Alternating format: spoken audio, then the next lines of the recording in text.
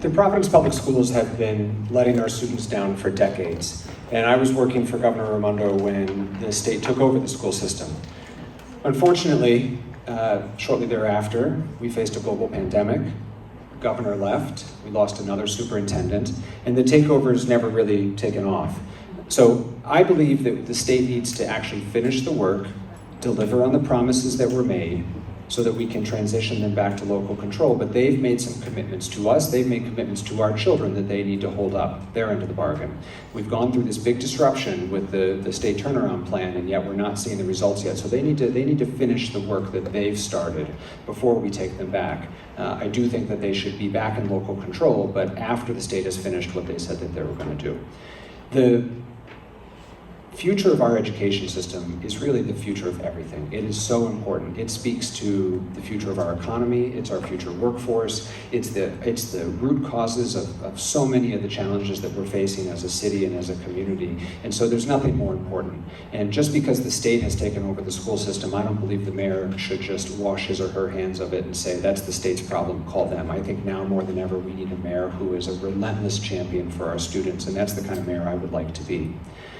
I want to expand pre-K for our youngest learners. I want to see that every student in Providence has access to a high-quality pre-K seat if they want it. That has been a huge equity issue for a very long time, where families who can afford it send their kids to pre-K, and those who can't don't, and it impacts learning for their entire life.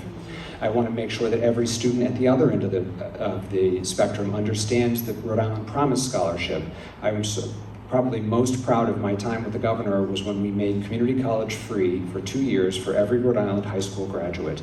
That is a huge leg up for our students to either reduce student debt for a 4-year college degree, or to walk away with no debt with a degree or certificate right out of CCRI. And a lot of our students still don't know about that. So this means actually expanding the learning years from K to 12 to pre-K to effectively 14.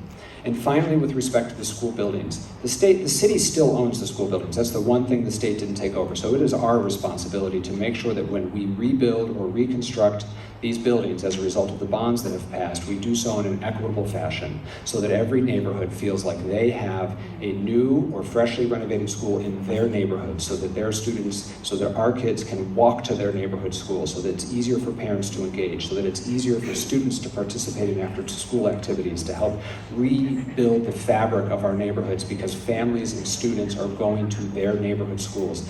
And I think the way in which we start that process is by inspiring those families that there is a brand new school in their neighborhood. And we can do it. The money's actually there for the first time because we passed these bonds, but we need to do it fairly and equitably.